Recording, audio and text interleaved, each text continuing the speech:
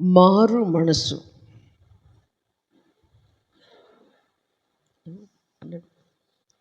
మారు మనస్సు రెండు విధములుగా మనం ఈరోజు నేర్చుకోబోతున్నాం. దేవునికి స్తోత్రం. ఏ మనసు అండి?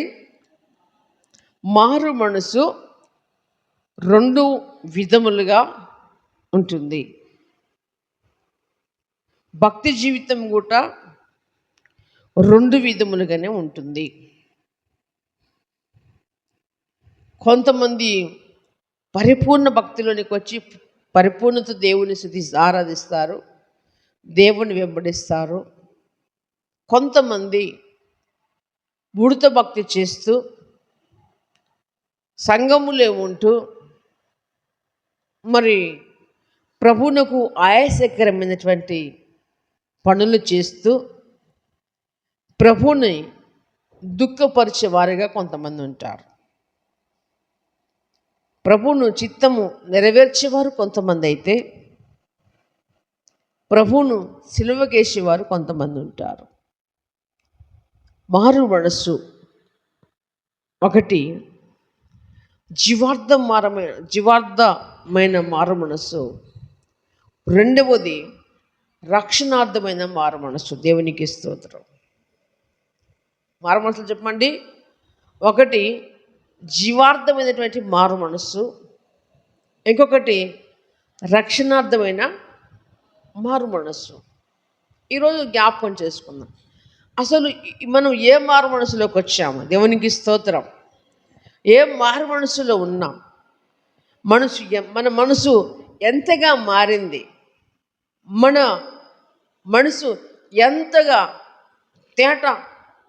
తెల్లడయింది అని మనం చూసినట్లయితే, మొదటిగా జీవార్థమైనటువంటి మారు మనసుల గురించి జ్ఞాపకం చేసుకుందాం. అపొస్తలుల కార్యాలు 11వ అధ్యాయము 18వ వచనంలో చూస్తే దేవుని వాక్యము ఈ రీతిగా సెలవిస్తుంది. వారు ఈ మాటలు విని మరేమి అడ్డము చెప్పక అట్లయితే అన్యజనులకు దేవుడు జీవార్థమైన మారు మనసు దయచేసి ఉన్నాడని చెప్పుకొనుచు దేవుని మహిమపరచుడి. దేవునికి స్తోత్రం. హల్లెలూయా. దేవుని ముఖ్య ఉద్దేశము, ముఖ్య ప్రణాళిక కేవలము ఇజ్రాయేలీల వారికి మాత్రమే సువార్త ప్రకటించబడాలి. మీరు లోకములోకి ఎక్కడికి వెళ్ళకూడదు, ఇజ్రాయేలుకి వెళ్ళి మీరు సువార్త ప్రకటించుడని ప్రభు శిష్యులతో చెప్పినట్టుగా పరిశుద్ధ గ్రంథంలో చూస్తున్నాం. తను అనుకున్న వారికి, తను ప్రేమించిన వారికి మాత్రమే సువార్త అందాలన్నటువంటి వారిగా మనం చూస్తున్నాం. కానీ దేవుడు కరుణ సంపన్నుడై ఉండి అంతటా అందరూ మారు మనసు పొందాలని ఏ భేదము లేదు. అందరూ దేవుడు అనుగ్రహించి మహిమను పొందలేకపోతున్నారు కనుక యేసు క్రీస్తు ప్రభువు వారు అందరికీ ప్రభు అయినాడు. దేవునికి స్తోత్రం. కనుక ఇక్కడ చూసినట్లయితే అపొస్తలుల కార్యాలు చూసినట్లయితే కొర్నేలు అనేటువంటి ఒక భక్తిపరుడైన వాడు చూసినప్పుడు పేతురును పిలిపించుకొని తన ఇంటి వారికి సువార్త ప్రకటించుకున్నాడు. దేవునికి స్తోత్రం. పేతురు ప్రసంగం వింటుండగా వారికి ఒక జీవార్థమైనటువంటి మారు మనసు కలిగింది. దేవునికి స్తోత్రం. ఒక మంచి జీవార్థమైన మారు మనసులోనికి వారు వచ్చారు. అప్పుడు దేవుణ్ణి మహిమపరిచారు. అంటే సంఘములోనికి ఒక 20 మంది, ఒక 10 మంది, ఒక 5 కొత్త వారు దేవుని మందిరానికి వచ్చినప్పుడు సేవకుడు కూడా సంతోషిస్తాడు. దేవునికి స్తోత్రం కదా. సేవకుడు కూడా సంతోషిస్తాడు, సంథింగ్ దేవుడు కూడా సంతోషిస్తాడు. దేవునికి స్తోత్రం. ఎందుకంటే తప్పిపోయిన నా గొర్రె, తప్పిపోయినటువంటి గొర్రె తిరిగి సంపాదించుకున్నట్లుగా, లేకపోతే తప్పిపోయినటువంటి కుమారుడు తిరిగి తండ్రి ఇంటికి వచ్చినట్లుగా దేవుడు సంతోషిస్తుంటాడు. దేవునికి స్తోత్రం. క్రీస్తునందు ప్రియమైనటువంటి వాళ్ళరా, మందిరానికి రావటం వేరు. మందిరానికి రావటం ఒక ఎత్తు అయితే, మందిరములో నేర్చుకొని మన బ్రతుకులకుండా క్రియారూపం చేసేది మరి ఒకటి. దేవునికి స్తోత్రం. కోడి గుడ్డు పెట్టడం ఒక ఎత్తు అయితే, పిల్లలు చేయడం మరొక ఎత్తు. కోడిని ప్రేమతో సాదుకున్నాం, 20 గుడ్లు పెట్టింది. అబ్బా 20 గుడ్లు పెట్టే కోడి నాదా అనుకుంటాం. కానీ పిల్లలు చేసరికి ఒక 3-4 చేసింది అనుకో, ఇప్పుడు 20 గుడ్లు అవ్వపడతాయా, 3-4 పిల్లలు అవ్వపడతాయా? అప్పుడు తృప్తి ఉంటుందా? 20 గుడ్లు పెట్టినప్పుడు చాలా సంతోషం, నా కోడి 20 గుడ్లు పెట్టిందండి అది. కానీ పిల్లల కాడికి వచ్చేసరికి 3-4 చేసింది. అట్లయితే మళ్ళీ ఎలాగైతే ఉంటుందో, సంఘములో మనం అనేకలం వచ్చినప్పటికీ, సంఘములో అనేకలం వచ్చినప్పుడు సంఘములో ఉన్నటువంటి మరి మాధుర్యాన్ని గుర్తెరిగి మనము జీవించకపోయినట్లయితే ప్రయోజనకరం ఏమీ లేదు. కనుక ప్రియమైన వాళ్ళరా, ఇంకొక మాట చూస్తే, ఎఫెసీయులకు రాసిన పత్రికలో చూస్తే 2:1 చూస్తే దేవుని వాక్యం మనకు సెలవిస్తుంది. ఈ జీవాంతమైనటువంటి మారు మనసు ప్రభుని వెంబడిస్తూనే ఉంటారు. మందిరానికి వస్తారు, పాటలు పాడుతూ ఉంటారు, కానీ బ్రతుకుల్లో దేవునికి ఇష్టమైనటువంటి భక్తి జీవితం ఉండదు. మళ్ళీ ఏదైతే వదిలిపెట్టొచ్చామో మళ్ళీ దాన్ని కుక్క వాంతి తిరిగినట్టుగా మళ్ళీ అదే క్రియలు చేసుకుంటూ వస్తాం. గమనించాలి. మన బిడ్డని ఇంగ్లీష్ బడికి పంపిస్తే ఇంగ్లీష్ నేర్చుకొని వస్తాడు. దేవునికి స్తోత్రం. హల్లెలూయా. మన బిడ్డల్ని ఇంగ్లీష్ బడికి పంపిస్తే ఇంగ్లీష్ నేర్చుకొని వస్తాడు. హిందీ బడికి పంపిస్తే హిందీ నేర్చుకుంటాడు. తెలుగు బడికి పంపిస్తే తెలుగే నేర్చుకుంటాడు. అయితే ప్రియమైన వాళ్ళరా, దేవుని మందిరానికి వచ్చినప్పుడు మనము దేవుని మాటలు నేర్చుకోవాలి. దేవునికి స్తోత్రం కదా. దేవుడు ఇప్పుడు గమనించాలి. ఒక మంచి సినిమా వచ్చింది బయట, కొంతమంది పోయి సినిమా చూసి వచ్చారు. దాని గురించి నలుగురు చెప్తారా చెప్పరా? చెప్పరా? వాళ్ళ ఫ్రెండ్లకి చెప్పరా? అరే మొన్న సినిమా పోయినాం రా, గది బాగుంది, గిది బాగుంది, గది బాగుంది అని చెప్తారు. ఎన్ని గంటలు చూశారు? ఓన్లీ 3 అవర్స్ అనుకుందాం. ఒక 3 గంటలు చూసి ఎంతోమందికి దాని గురించి చెప్తూ ఉంటారు, వివరిస్తూ ఉంటారు. మనం నమ్ముకొని ఎన్ని సంవత్సరాలు అవుతుంది? చాలా ఏళ్ళు అవుతుంది. కానీ ప్రభుని గురించినటువంటి మాట ఎంతమందికి మనం తెలియపరుస్తున్నాం అంటే చాలా తక్కువనే. కేవలము ప్రియమైనటువంటి దేవుని సంగమా, ఓన్లీ మనము రక్షింపబడటమే కాదు, మన వారంతా రక్షింపబడాలి, మన ప్రాంతం అంతా రక్షింపబడాలి, మన దేశం అంతా రక్షింపబడాలి. దేవునికి స్తోత్రం. మీకు అర్థం కావాలంటే ఇంకో మాట చెప్తాను. ఇప్పుడు మహబూబాద్లో ఎన్నో రకమైన హాస్పిటల్స్ ఉన్నాయి. అందులో ఒక మంచి హాస్పిటల్ ఉన్నది. ప్రజలందరూ ఏ హాస్పిటల్ పోమంటారు చెప్పాలా? ఏ హాస్పిటల్ పోతే బాగా గల్లకి ఎందుకు పోయినా గల్లకి పో అంటారు కదా. అలాగనే ప్రియమైనటువంటి వాళ్ళరా, మన వారందరూ రక్షణ లేకుండా ఉన్నారు, మన బయటి వారందరూ రక్షణ లేకుండా ఉన్నారు. కాబట్టి వారందరికీ రక్షణ సువార్త మనం అందించేటువంటి బాధ్యత మనది. ఎందుకంటే ఎఫెసీయులు 2:1 ఏమంటున్నాడంటే, అపరాధముల చేతను పాపముల చేతను చచ్చిన వారమై ఉంటుండగా ఆయన మిమ్మల్ని క్రీస్తుతో కూడా ఆయన మనల్ని క్రీస్తుతో కూడా బతికించాడు. దేవునికి స్తోత్రం. హల్లెలూయా. ఆయన లేచి ఉన్నాడు, మనల్ని కూడా బతికించున్నాడు. కనుక క్రీస్తునందు ప్రియమైన వాళ్ళరా, మనమును బతకాలి. దేవునికి స్తోత్రం. మనమును బ్రతకాలి. బ్రతుకుడు అంటే ఇప్పుడున్నటువంటి బతుకు కాదు. బైబిల్ గ్రంథం ఎప్పుడు చెప్పేది ఈ లోకపరమైన బతుకు గురించి కాదు, ఈ లోకపరమైనటువంటి విషయాల గురించి ఆయన మాట్లాడాడు. దేవునికి స్తోత్రం. ఏదున్నా పైదున్న సంగతులు మాత్రమే మనతో మాట్లాడుతూ ఉంటాడు. దేవునికి స్తోత్రం. బతికించింది ఎందుకయ్యా అంటే, అపరాధముల చేతను పాపముల చేత చచ్చిన మనల్ని ఎందుకు బతికించాడంటే, ఆయన ఉన్న చోటులో మనం ఉండడానికి. దేవునికి స్తోత్రం. ఇంకో మాట చెప్తాను. అందరికీ బాగా ఎదగాలని ఉంటుంది. ఉంటుందా ఉండదా? చెప్పండి గట్టిగా. అందరికీ బాగా ఎదగాలన్నటువంటి ఆశ ఉంటుంది అందరికీ. అవునా కదా? చెప్పరేంటండి? ఉంటుంది. కానీ దేవుడైతే అందరికీ పైగా ఉన్నాడు. నేనున్న చోట్ల మీరు వస్తారంటే అది మాత్రం వెతకరు. దేవునికి స్తోత్రం. అది మాత్రము వెతకరు, కష్టం అది.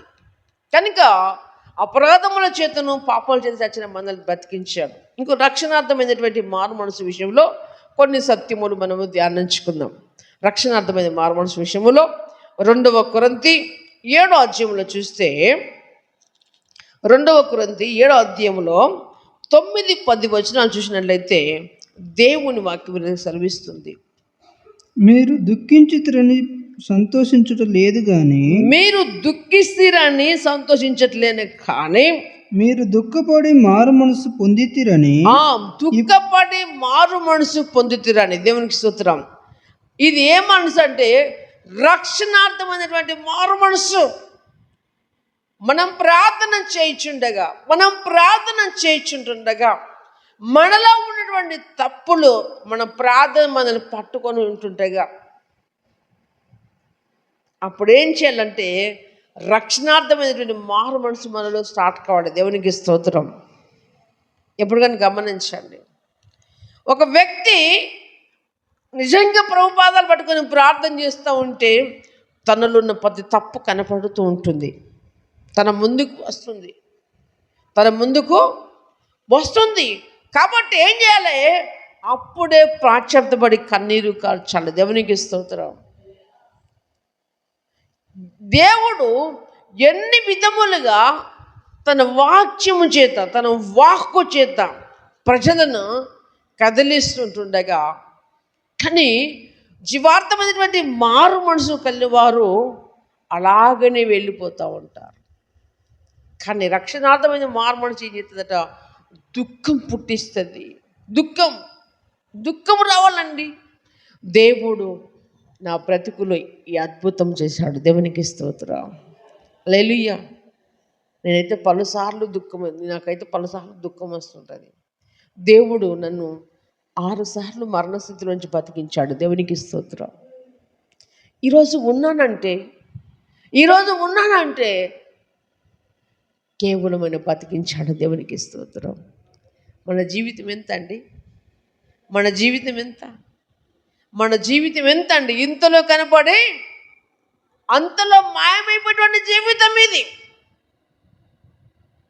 ఇప్పటిదాకా అందరితో సంతోషంగా ఉండి మరొక క్షణంలో ఏం జరుగుతుందో మన జీవితానికి తెలియదు. కానీ అంతటి జీవితాన్ని దేవుడు నన్ను అద్భుత రీతిగా ప్రాణం పోశాడు. దేవునికి స్తోత్రం. కాబట్టి ప్రతి విషయములో దేవుడు మనకు చేసింది జ్ఞాపకం చేసుకుంటూ మనం ఏం చేయాలట? రక్షణార్థమైనటువంటి మారు మనసు పొందుకోవాలి. దేవునికి స్తోత్రం. రక్షణార్థమైనటువంటి మారు మనసు ఏం తీసుకొస్తుందట అంటే దుఃఖము తీసుకొస్తుంది. నీ పాపమును చూపెడుతుంది, నీ తప్పును చూపెడుతుంది. అప్పుడు ఏం చేయాలి? అది ప్రభుపాదాలు పట్టుకొని పాశ్చాత్యపడాలి. దేవునికి స్తోత్రం.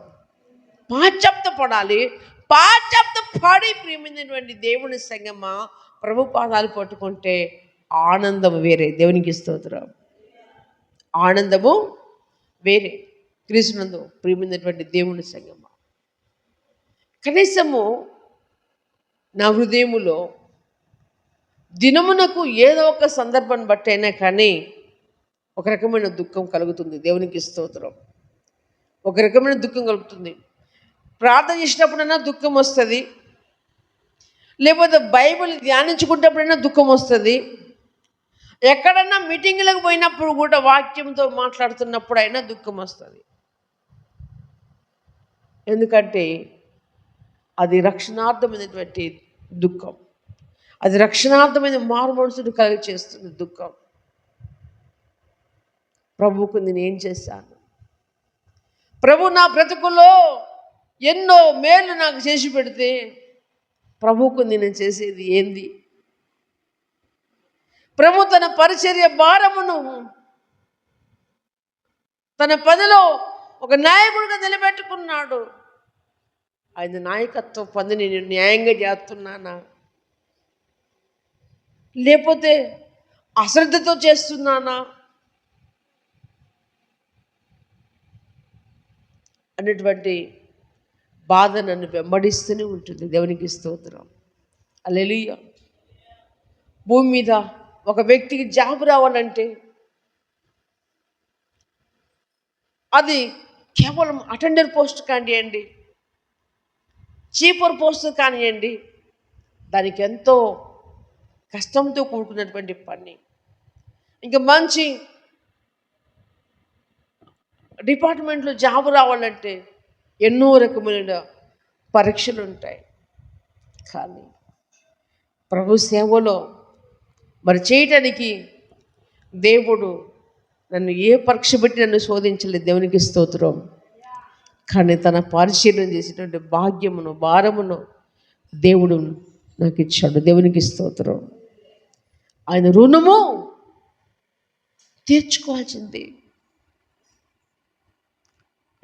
నేను చచ్చిపోతే నా బొంద మీద ఎప్పుడో కొన్ని ఏళ్ళ ముందు గడ్డి మొలిచింది, కానీ దేవుడు ఇప్పటిదాకా జీవంతో ఉంచి తన పనిలో ఒక నాయకుడిగా నన్ను వాడుకుంటున్నాడు. దేవునికి స్తోత్రం.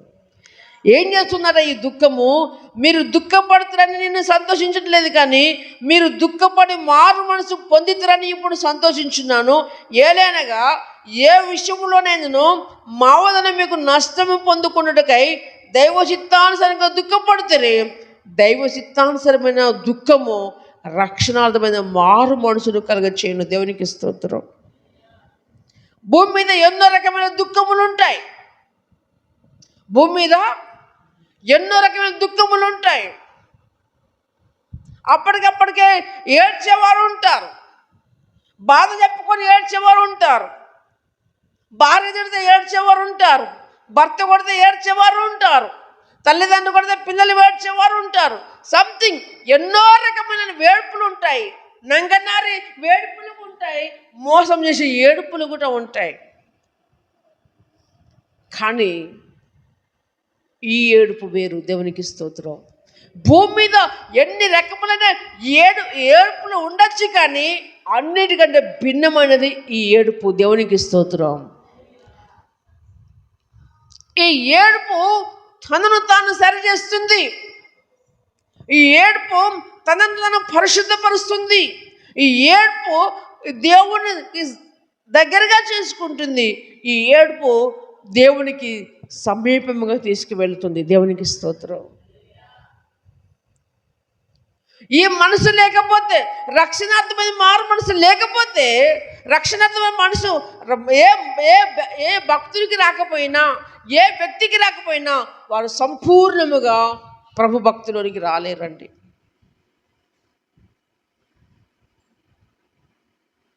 సంపూర్ణ భక్తులోకి రాలేరు. మంచి రాగాలు తీసిపడవచ్చు, రాగాలు తీసిపడవచ్చు, గంటలు గంటలు ప్రార్థన చేయొచ్చు, వారం మందిరానికి రావచ్చు, ఎక్కడెక్కడ మీటింగులు పెట్టినా పోవచ్చు. కానీ వ్యక్తిలో మార్పు రాకపోతే,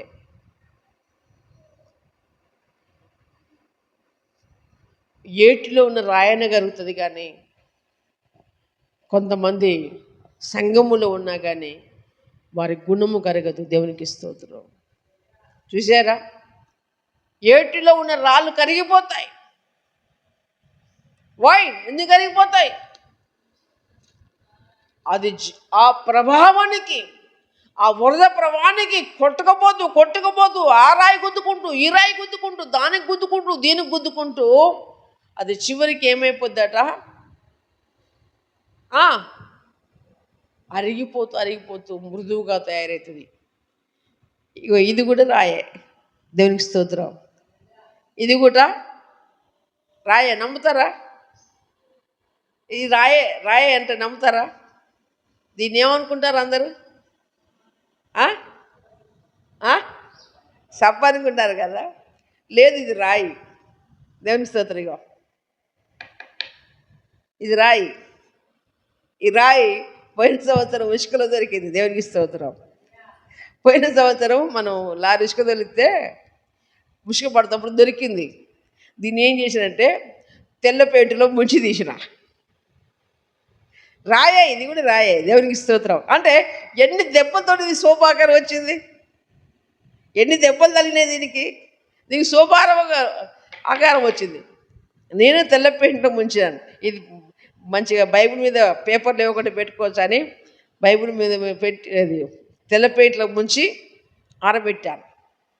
కనుక ప్రియమైన రాయన కరిగిపోతుంది, కానీ మనుషుల హృదయాలు కరగట్లేవు. కానీ ప్రభు అంటున్నాడు, దైవ చిత్తానుసరమైన దుఃఖం నిజముగా దేవుని మీద ఆధారపడ్డప్పుడు, దేవుని వైపు చూసినప్పుడు, దైవ చిత్తానుసరంగా ఎప్పుడు పెడతా తెలుసా? కష్టం వచ్చినప్పుడు, ఓ ప్రభు అని దండం పెడతా, నీ కాలు మొక్త సచ్చిందాక నీవెట్ట చెప్తా తింటా అంటాం. కానీ మన కష్టాలు తీరిపోయిన తర్వాత మన ఇష్టాలు నెరవేర్చుకుంటున్నాం కదా. మన కష్టాలు తీరిపోయిన తర్వాతకి మన ఇష్టాలు నెరవేర్చుకుంటున్నాం, కానీ ప్రభు చిత్తం నెరవేర్చలేకపోతున్నాం. మళ్ళీ మనకు కష్టాలు రావడానికి పెద్ద సమయమేమో కూడా పట్టదు. దేవునికి స్తోత్రం.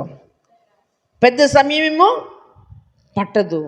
దేవతలు అనబడిన వారు, దేవుళ్ళు అనబడిన కోకొల్లుగా ఉన్నారు, కానీ ఈయనది సపరేట్. దేవునికి స్తోత్రం. ఇందులో ఒక ప్రత్యేకత ఉన్నది. దేవునికి స్తోత్రం. ఏ రకమైన ఇబ్బంది ఒక వ్యక్తిని పెట్టడానికి ఇష్టపడాడు. దేవునికి స్తోత్రం. కనుక క్రీస్తునందు ప్రియులారా ఏమంటుంది కదా, దైవ చిత్తానుసరమైన దుఃఖం రక్షణాత్మకమైన మారు మనసు కలగచ్చేను. ఈ మారు మనసు దుఃఖమును పుట్టించదు. ఈ ఏ మారు మనసు? జీవార్థమైన మారు మనసు ఏం తీసుకురాదట? దుఃఖము పుట్టించదు. అయితే లోక సంబంధమైన దుఃఖము మరణమును కలగజేస్తుంది. లోక సంబంధమైన దుఃఖం మరణము కలగజేస్తుంది. దేవుడు ఐగుప్తులో ఉన్నటువంటి ఇశ్రాయేలు మూలుగును విన్న దేవుడు వారి కొరకు ప్రవక్తను పంపించి ఐగుప్తులో నుండి ఇశ్రాయేలు ప్రజలు బయటకు తీసుకొచ్చినాక వారు ఎన్నో మార్లు మోషేకు వ్యతిరేకంగా తిరిగారు.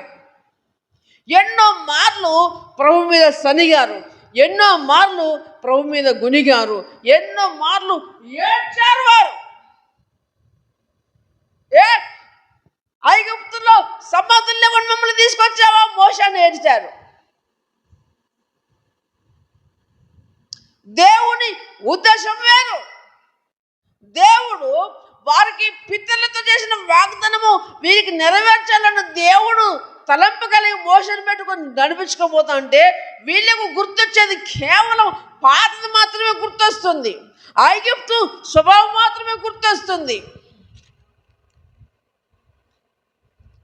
కాస్త ముందుకు పోగానే ఓ ఐగుప్తు అన్నప్పుడు మేము మంచిగా ఎన్ని తినేది మాకు ఇక్కడ నీసు లేదు, నాన్ వెజ్ లేదు, ఇక్కడ మాకు ఇష్టం వచ్చినట్టుగా మాకు ఎట్టి సాకం చేసినా కానీ మాకు ఇష్టం వచ్చినట్లుగా వండుకొని తినేవాళ్ళం, మేము కుండల దగ్గర కూర్చొని తినేవాళ్ళం అని చెప్తారు. దేవుడు అద్భుత రీతిగా అనేక రకమైన పూరీలను పాలెం చుట్టూ దింపాడు. భూమికి ఇంతతో పూరీలు పడ్డాయి వారున్న పాలెం దగ్గర. అంటే దేవుడు ఎన్ని మహత్ కార్యములు చేసినా ఆ పూటకు చూస్తున్నారు, ఆ పూటకు దేవునికి స్తోత్రం చెప్తున్నారు, ఈ పూటకు మర్చిపోతున్నారు. ఇంకో సంభవంలో అయ్యా ఐగుప్తులో నీళ్లు లేవని ఈ అరణ్యములు మమ్మల్ని చంపడానికి తీసుకొచ్చి చచ్చావంటే మోషే దేవునికి ప్రార్థన చేసినప్పుడు నువ్వు వెళ్ళు, అందులో కొంతమంది పెద్దలు తీసుకొని వెళ్ళి ఆ బండతో కొట్టు, ఆ బండ కొడితే నీళ్ళు ఇస్తుందని చెప్పారు. వారికి దేవుడు ఎన్నో రకమైన అద్భుత మహత్కార్యములు జరిగించినప్పటికీ వారి గుణం మారదు. ఈరోజు ప్రియ దేవుడు సంగమా, ఈరోజు మనలో చాలామంది గుణం మారట్లేదు. ఈ లోక సంబంధమైన దుఃఖం ఏం చెప్తాట, మరణం కలగజేస్తుంది. ఈ లోక సంబంధమైన దుఃఖము మరణము కలగజేస్తుంది, కానీ రక్షణార్థమైనటువంటి దుఃఖము నేనేం చేస్తుందట, మారు మనసు కలగజేస్తుంది. దేవునికి స్తోత్రం. రక్షణార్థమైన దుఃఖము నిన్ను దేవునికి దగ్గరగా చేస్తుంది, సమీపస్థలుగా చేస్తుంది. క్రీస్తునందు ప్రియమైనటువంటి దేవుని సంగమా, ఏ మారు మనసులో ఉన్నావా నువ్వు? జీవార్థమైన మారు మనసులో ఉన్నావా? దాన్ని బట్టి సంతోషిస్తున్నావా? ఆ జీవార్థమైన మారు మనసు దాటి రక్షణార్థమైన మారు మనసులోకి వచ్చావా? ఒక్కసారి ఎన్ని రోజులు ఏడ్చాము ఒక్కసారి జ్ఞాపకం చేసుకోండి. మన బ్రతుకుల్లో ఎన్ని కష్టాలు అనుభవించాము, ఎన్ని సమస్యలు అనుభవించాము, ఎన్ని బాధలు అనుభవించాము. ప్రభువులోకి వచ్చినాక అన్ని బాధలు నేను వెంబడిస్తున్నాయా? నన్ను వెంబడిస్తున్నాయా చేయలేమటండి.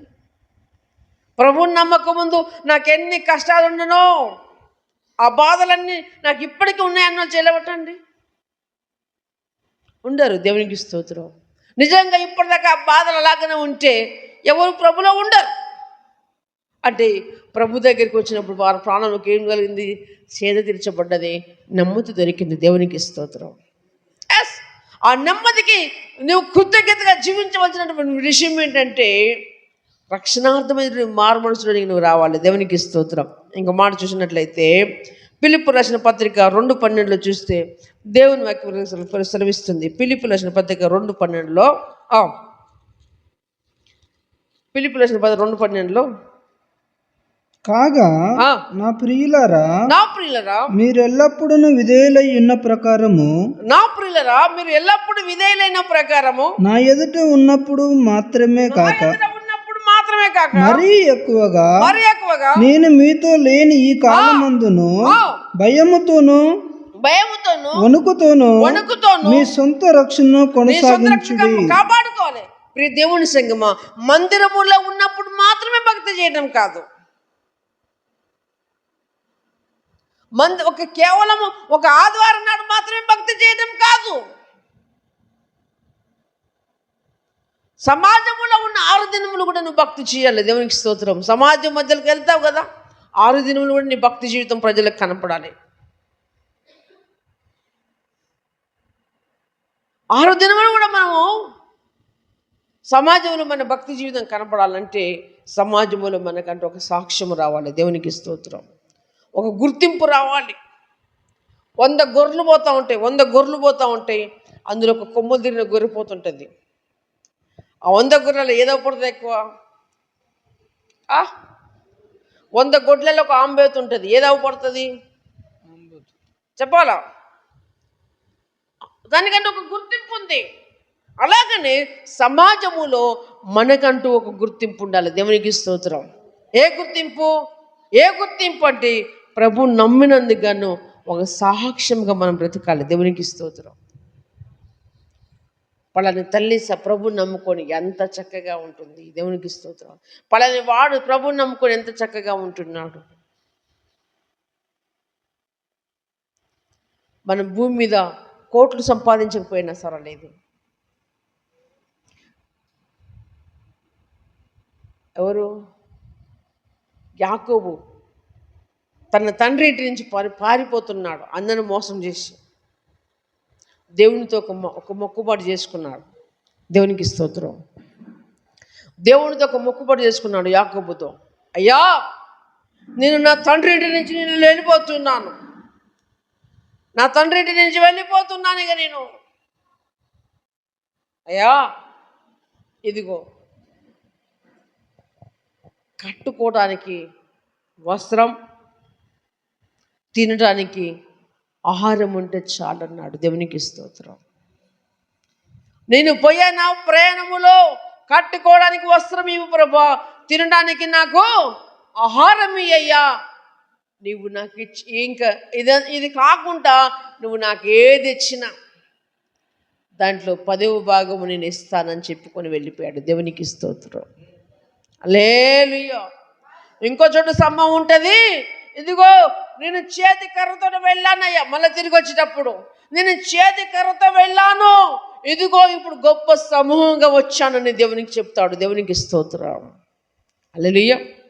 క్రీస్తునందు ప్రియములలో భక్తునికి కావాల్సినది కట్టుకోవడానికి బట్ట, తినడానికి ఆహారం. అందుకే నేను పరలోక ప్రార్థన అంటాడు, నేడు మా అనుదిన ఆహారము మాకు దయచేయము. దేవునికి స్తోత్రం.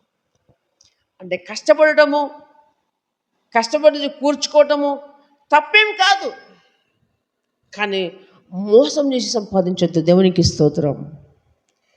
మోసం చేసి సంపాదించొద్దు. ఈరోజు పిల్లల చాలామంది ప్రజలు మోసపోవడానికి కారణం ఏంటి తెలుసా? హేమైన కార్యాలు చేయడానికి కారణం ఏంటి తెలుసా? అనేకులు అప్పులలో పోవడానికి కారణం ఏంటి తెలుసా?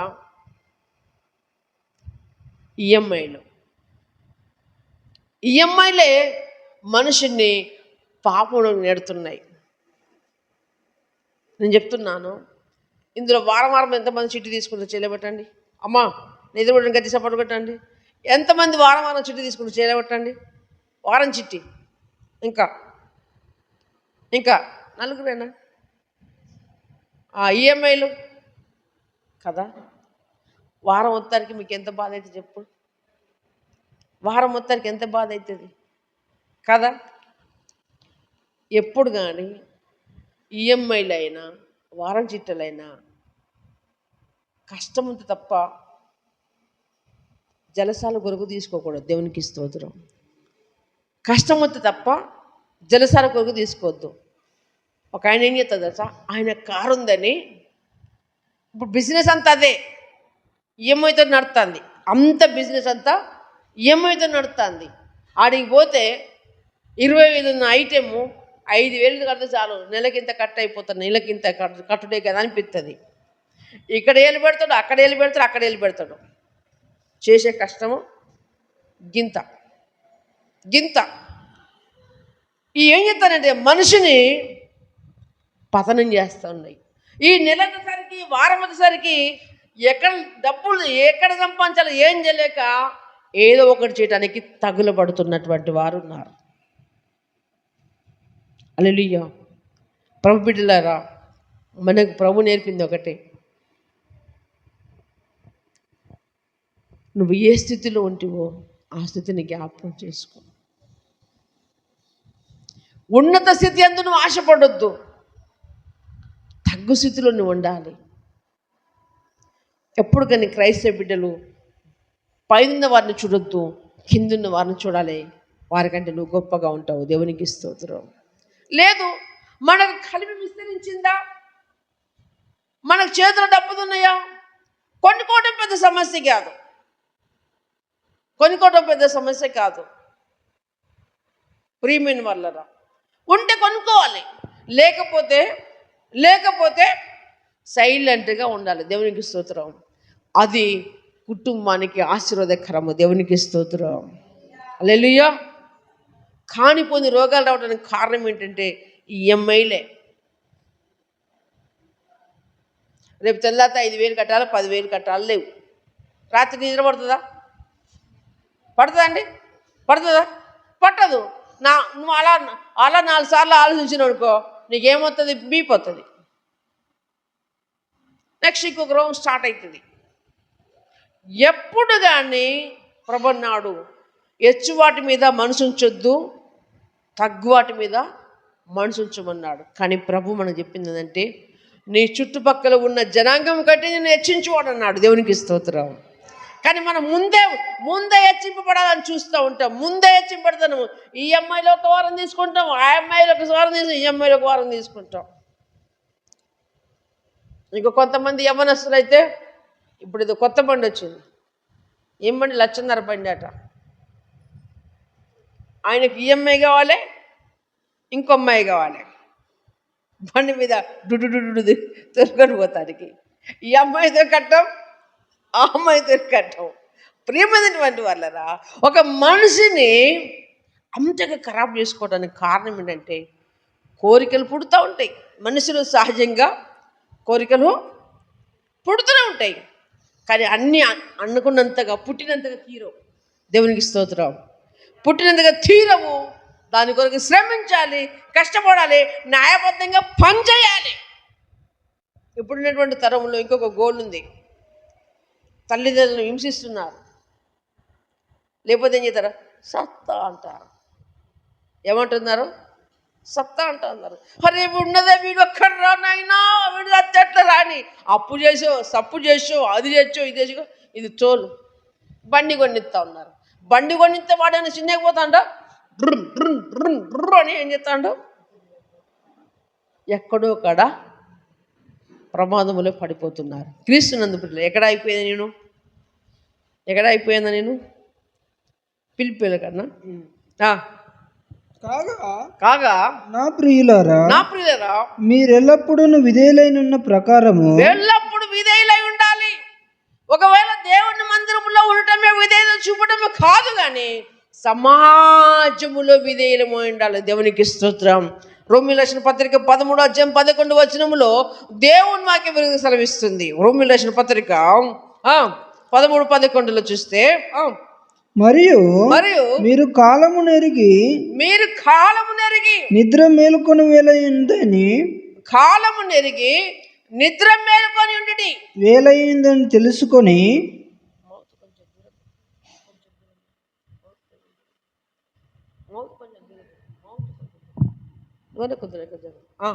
మీరు కాలము నెరిగి నిద్ర మేలుకొనని ఎరిగి అలాగూ చేయుడి. దేవునికి స్తోత్రం. హల్లెలూయా. ప్రియమైనటువంటి వాళ్ళరా, మనం నిద్రపోచున్న వారమా మేలుకున్న వారమా చెప్పాలా?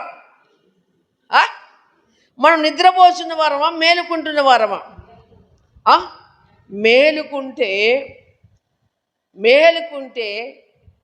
మెలకువగా ఉండాలి. దేవునికి స్తోత్రం. ఇది ఏమంటుంది దేవుని వాక్యము? మరియు మీరు కాలము నెరిగి నిద్ర మేలుకొని వేళ అయినదని తెలుసుకొని మీరు అలాగ చేయండి. మనము విశ్వాసమైనప్పటికంటే ఇప్పుడు రక్షణకు మనము మరి సమీపముగా ఉన్నాము. దేవునికి స్తోత్రం. ఎప్పుడండి? ప్రభు నమ్ముకున్న దానికంటే ఇప్పుడు ప్రభుకు ఎక్కడికి వచ్చాము? దగ్గరికి వచ్చాం. ఒక పుట్టినటువంటి బిడ్డ ఈడ స్థితి మార్చుకుంటూ ఈ స్థితికి వచ్చినప్పుడు ఒక రకమైనటువంటి కార్యం జరుగుతుంది. దేవునికి స్తోత్రం. ప్రియమైన వాళ్ళరా, 50 సంవత్సరాలు దాటిన పెద్ద మనుషులను అడిగితే, అమ్మ ఎలా ఉన్నావు? అయ్యా ఎలా ఉన్నామంటే, ఏముందయ్యా ఊరికి దూరం అయిపోతానా, కాటికి దగ్గర అయిపోతున్నాను. అవును ప్రియ దేవుని సంగమా, దేవుని బిడ్డలారా, విశ్వాసం ఒకరోజు నమ్ముకున్నాడు. ప్రభు గురించి మనకి ఏం తెలియదు, కానీ ఇన్ని సంవత్సరాల తర్వాతకి ప్రభు నీకు ఎంత అర్థమైంది? దేవునికి స్తోత్రం. ప్రభు మనకి ఎంత అర్థమైండు? ఆయన ప్రేమ మనకి ఎంత అర్థమైంది? ఆయన ప్రేమలో మన జీవితము ఎంత, ఆయన ప్రేమను సంపాదించుకుంది మన భక్తి కదా. ఆయన ప్రేమను ఎంత పొందుకుంటున్నాం మన విశ్వాసమైన కంటే ఇప్పుడు ఎక్కడికి వచ్చాము? దగ్గరికి వచ్చాము. దేవునికి స్తోత్రం. హల్లెలూయా. కనుక అలాగనే చూసినట్లయితే రోమీయులకు రాసిన పత్రిక 2:12 దేవుని వాక్యం సెలవుస్తుంది. మీ ప్రేమ నిష్కటమైనదై ఉండవలను, చెడ్డదాన్ని అసహించుకొని మంచిదాన్ని అతుక్కొని ఉండి. దేవునికి స్తోత్రం. హల్లెలూయా. అదేనా 12:9 మీ ప్రేమ నిష్కపటమైనదే ఉండాలి. ఎంతోమంది కపటస్తులు ఉన్నారు. కపట ప్రేమలో డంబం ఉండదు, ప్రేమ ఉప్పొంగదు, ప్రేమ అమర్యాదగా నడుచుకోదు. మీ ప్రేమ ఎలా ఉండాలట? నిష్కపటమైన ప్రేమ. కొందరి హృదయములు మనిషి కలుపు కొందరు ఏం చేస్తారంటే ఇట్లా ప్రైజ్ రాడని చెప్తారు, బాగానే ఉంది, అక్క అని బాగానే ఉన్నది, కానీ లోపట ఏముండదట, కుళ్ళు ఉందంటే మనుషులు కలుపుతారు, కానీ లోపల ఉన్న మనుషులు కలువు. ప్రభు అంటాడు, రక్షణాత్మక మారు మనసులోకి నువ్వు వచ్చినావు కనుక నిష్కపటమైన ప్రేమతో నువ్వు ముందుకు సాగదని దేవుడు కోరుకుంటున్నాడు. దేవునికి స్తోత్రం. కీర్తన గ్రంథము 119 అధ్యాయములో 104 వచనమును చూస్తే దేవుని వాక్యం సెలవిస్తుంది. కీర్తన 119లో 104 వచనం చూస్తే దేవుని వాక్యం సెలవిస్తుంది. ఈ ఉపదేశం వలన నాకు వివేకము కలిగెను. ఈ ఉపదేశం వలన ఏం కలగాలట? వివేకము కలగను. దేవునికి స్తోత్రం. ఈ ఉపదేశం వలన ఏం కలుగుతుందట? నాకు వివేకము కలిగెను. నాకు వివేకము కలిగెను. ఏమైనా వచ్చామా, విన్నామా, పోయినామా అని కాదు, కానీ ఈ ఉపదేశం వలన ఏం కలగాలట? మనకు నాకు వివేకము కలిగెను. వివేకమును మనం సంపాదించుకోవాలి. దేవునికి స్తోత్రం. వివేకముతో మనము నడుచుకునే వారముగా ఉండాలి. తప్పు మార్గములన్నీ నాకు అసహ్యములు కావాలండి. తప్పు, ఇది తప్పు అని తెలిసినప్పుడు అది నీకు అసహ్యంగా ఉంచాలి. నేను చాలా మంది తాగుబోతులకు ఎట్లా ప్రార్థన చేస్తారు తెలుసా? వారు తాగుతప్పుడు వాళ్ళ గ్లాసులో అసహ్యమైనది కనపడాలి అని చెప్తాను. దేవునికి స్తోత్రం. ఏం కనపడాలి? తాగుతున్న గ్లాసులో ఏం కనపడాలి? అసహ్యమైనది కనపడాలి వాళ్ళకి అని ప్రార్థన చేస్తాను తాగుబోతుల కొరకు. అయితే ఇప్పుడు నువ్వు ఉపదేశం పొందినటువంటి ఉపదేశం పొందినటువంటి నువ్వేం చేయాలట? తప్పు మార్గములని నీకేం కావాలి? అసహ్యంగా కనిపించాలి, చెడ్డగా కనిపించాలి, నీచంగా కనిపించాలి. కానీ కొంతమంది మృదుత్వంతో స్వీకరిస్తున్నారు. దేవునికి స్తోత్రం. కొంతమంది మృదుత్వంతో వెంబడిస్తున్నారు. ఇది లేకపోతే నా జీవనము లేదు, ఇది లేకపోతే నా బ్రతికే లేదు అని అనుకుంటున్నారు. అయితే అలాంటి వారికి ప్రభు అక్కర్లేదు.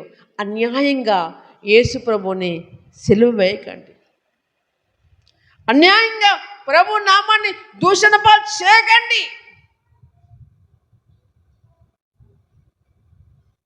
ప్రియమైనటువంటి దేవుని బిడ్డలరా, దేవుని బిడ్డమని చెప్పుకుంటూ తప్పు మార్గంలో నడిచేవారు ఎంతోమంది ఉన్నారు. దేవుడు మనం పిలిచినందుకు సరి చేయడానికే కదా. తప్పు మార్గము నుంచి మనల్ని నీతి మార్గములోనికి, సత్య మార్గములోనికి, జీవ మార్గములోనికి, మేలు మార్గంలోనికి ఆయన పిలిచింది. ఎందుకంటే నువ్వు తప్పు చేస్తున్నావు అని నిన్ను పిలుచుకున్నాడు. దేవునికి స్తోత్రం. మళ్ళీ నేను అదే కుక్కతో ఒక వంకర, నేను అదే తప్పు చేస్తా ప్రభు అంటే నీకు వచ్చిన కష్టం నాడు, నీకు వచ్చిన బాధ నాడు దేవుడు నీ నీతిని చూడలే, నీ భక్తిని చూడలే, నీ యథార్థతను చూడలే, నీ పరిశుద్ధతను చూడలే. ఏ విధంగా నేను నా బిడ్డను బాగు చేసుకున్నాడు. దేవునికి స్తోత్రం. ఆయనకు రుణస్తులుగా, ఆయనకు రుణము తీర్చాలంటే ఆయన వెంబడించాలి. డబ్బు ముఖ్యం కాదు, ధనము ముఖ్యం కాదు, ఆస్తి ముఖ్యం కాదు. మీకు కలిగిన వాటితో తృప్తి పొందమన్నాడు దేవుడు. దేవునికి స్తోత్రం. ప్రియమైనటువంటి దేవుని సంగమా, మొదటి పేతురు చూస్తే మొదటి పేతురు 2 అధ్యాయంలో 1-3 వచనం చూస్తే దేవుని వాక్యం సెలవిస్తుంది. ప్రభు దయాళుడని మీరు రుచి చూచిన ఎడల, నిజంగా నువ్వు ప్రభు దయాళుడని రుచి చూస్తే, ఆ ప్రభు ప్రేమ నీకు అర్థమైతే, ఆ ప్రభులో ఉన్న మాధుర్యం నీకు నువ్వు రుచి చూస్తే అర్థమైతే,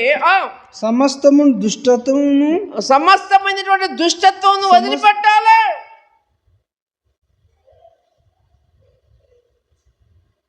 ఎక్కడ? మొదటి పేతురు ఏం చేయాలట? ప్రభు దయాళుడని మీరు రుచి చూచి ఉన్న ఎడల, నువ్వు రుచి చూస్తే, ఆయన మంచివాడని రుచి చేస్తే, ఆయన ప్రేమపడని నువ్వు రుచి చూస్తే, ఆయన కరుణపడని నువ్వు రుచి చూస్తే ఏం చేయాలట? నువ్వు సమస్తమైన దుష్టత్వం వదిలిపెట్టాలి, సమస్తమైన కపటమును వదిలిపెట్టాలి, వేషధారణను వదిలిపెట్టాలి. వేషధారణ మందిరానికి వచ్చినప్పుడు ఒక భక్తి చేస్తారు, సమాజం ముందు ఉన్నప్పుడు ఒక భక్తి చేస్తారు. వేషధారణ దేవునికి ఇష్టమైంది కాదు.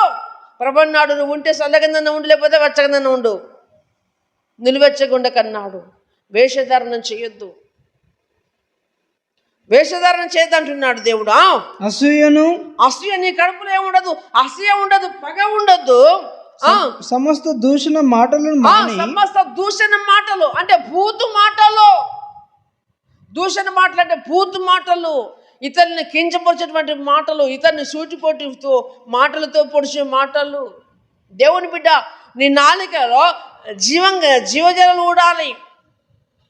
నీ నాటకలో నీ మాట ఉప్పేసినట్టుగా ఉండాలి. నీ సంభాషణ అందరికీ మేలుకరమైనదిగా ఉండాలి. నీ నోరు అనేకులకు దీవెనకరంగా ఉండాలి. నోరు ఉందిగా దాన్ని ఎట్లా పడితే అట్లా చేస్తే దేవుడు ఊరుకుండేవాడు కాదు. కొత్తగా జన్మించిన శిశువును పోలిన వారై నిర్మలమైన వాక్యమును పాలవదన రక్షణ విషయంలో ఎదుగు నిమిత్తం ఆ పాలన ఆపేక్షించుడు. దేవునికి స్తోత్రం. దేవుని వాక్యాన్ని నువ్వు దేవునిగా స్వీకరిస్తే, ఆ పాలు తాగినట్లయితే, దేవుని వాక్యమైన పాలు నువ్వు తాగినట్లయితే మన బ్రతుకుల్లో దేవుడు అద్భుత రీతిగా చేస్తాడు. దేవునికి స్తోత్రం. నువ్వు జీవార్థమైన మారు మనసులో ఉన్నావా? నువ్వు రక్షణార్థమైన మారు మనసులో ఉన్నావా? ఏం మారు మనసు ఉన్నది? ప్రియమైనటువంటి దేవుని సంగమం, పాము కూసముతో ఉన్నప్పుడు ఒక తీరుగా ఉంటుంది, కూసం విడిచిన తర్వాత ఒక తీరుగా ఉంటుంది. కూసముతో ఉన్నావా? కూసం విడిచావా? కూసముతో ఉన్నప్పుడు మబ్బుగా ఉంటుంది, కూసం విడిచిన తర్వాత షార్ప్గా మారుతుంది. లోకములో నువ్వు వచ్చినప్పుడు మనం మబ్బుగా ఉన్నాం, క్రీస్తుని వెంబడిస్తున్నప్పుడు షార్ప్గా ఉన్నామా? లోకాన్ని అంటుకొని బ్రతుకుతున్నాము.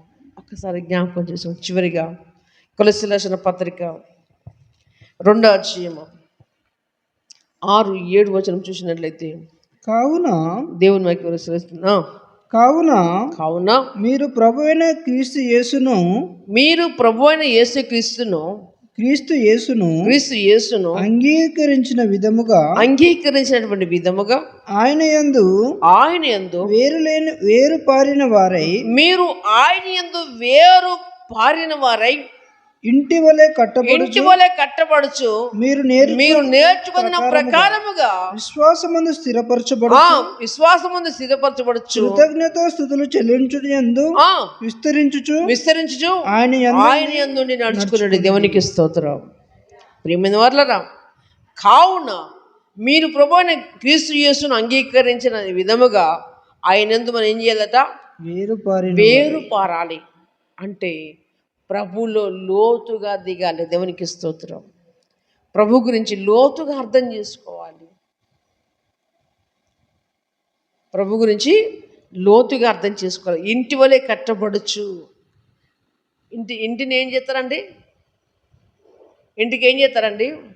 లోతుగా పునాది తీసి, పిల్లలు పెట్టి, పుట్టింగ్ వేసి దాన్ని ఎలాగో బందోబస్తు చేస్తారో అలాగనే దేవుని వాక్యములో మనం ఏర్పరచు లోపల బలంగా పుట్టింగ్ వేయబడాలి. దేవునికి స్తోత్రం.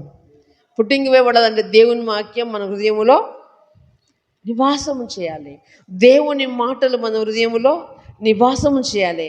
దేవునికి మన హృదయములో చోటునివ్వాలి. దేవునికి స్తోత్రం.